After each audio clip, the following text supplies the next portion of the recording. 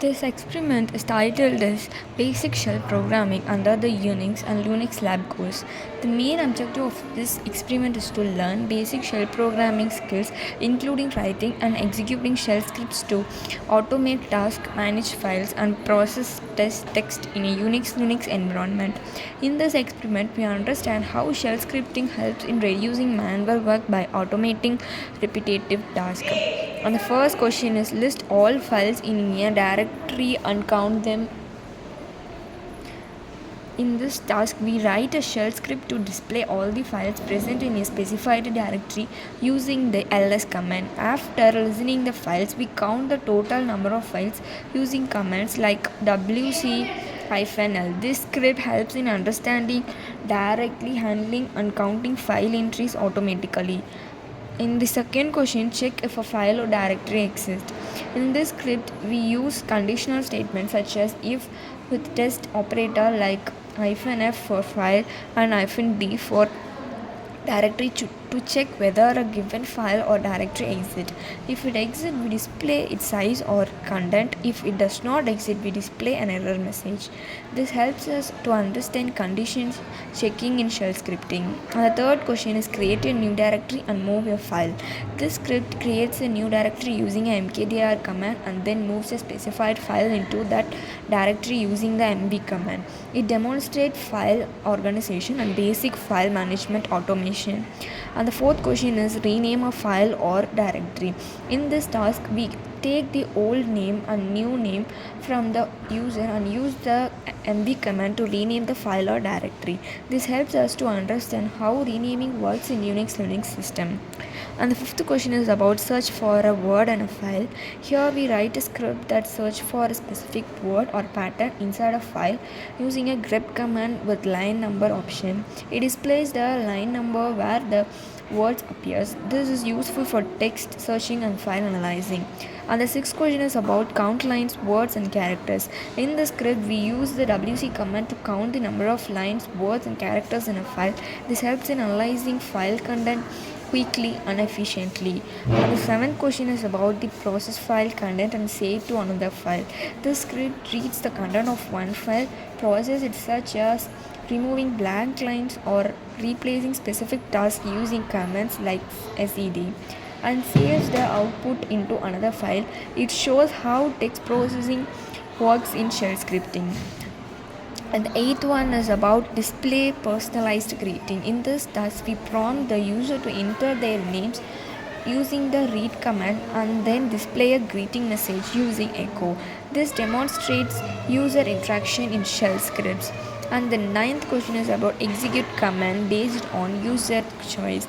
This script asks the user to choose an action such as displaying system information or listening files. Based on the output, we use conditional statements or case statements to execute the corresponding command. This improves decision making logic in scripts.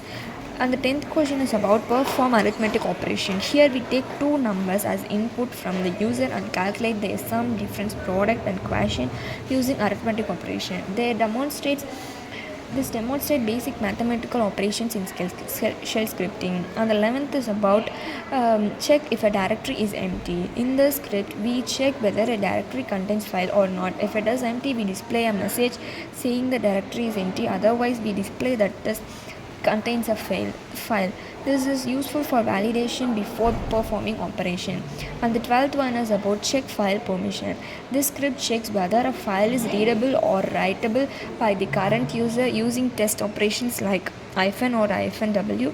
It helps us to understand file permission handling. And the 13th is archive old files. Here we check if a file exists or whether it is older than a specified number of days using conditions. If the condition is true, we archive it using compression commands. This demonstrates automation for file maintenance.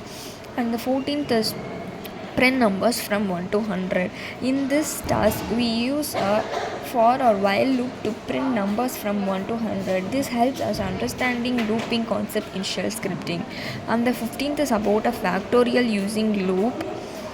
This script takes a number as input and calculates a factorial using a loop structure. It demonstrates how iterative calculations are performed in shell scripting.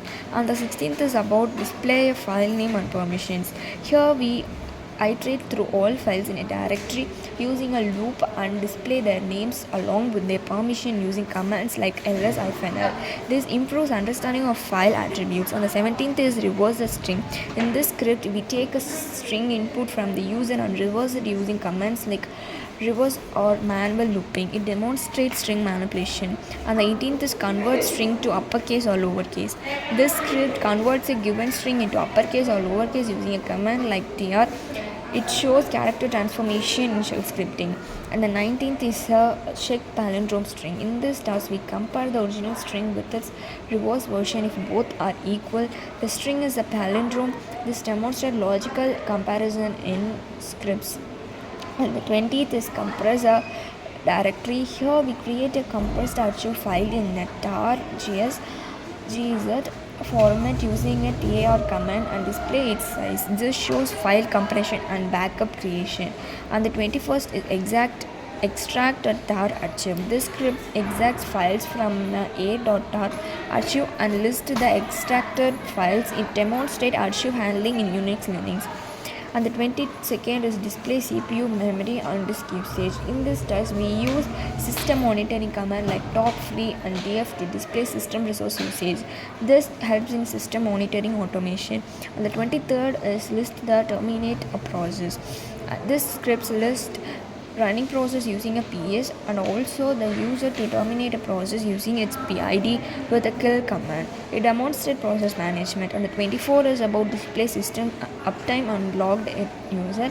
Here we use commands like uptime and who to display system running time and currently logged at users. This helps in system information retrieval. And the 25th is changing file permission. This script changes the permission of all files in a directory using the command chmod command to ensure only the owner has read and write the access. And the 26th is change owner and group. In this task, we use the chown command to change the owner and group of file or directory. And in 27, perform regular backup. This script creates backup of a specified directory and store them in another backup directory. And the 28th is schedule task using cron. Here we create a cron job to schedule a script to run at a specific time automatically. In 29, check command execution status. In this script, we check the exit status of a command using dollar and question mark symbols. If the command executes successfully, we display a success message, otherwise we display an error message. And the 30 is about handle file operation errors. This script checks for possible errors such as file not found and insufficient permission before performing operations. And the 31st is display environment variables. Here we display important environment variables such as path, home and user using an echo command. And the last one is 32nd is about a set new environment variables. In this task, we create a new environment variables using an export command and display its value. This demonstrates how environment variables are set and used in the Unix Linux systems. Thank you.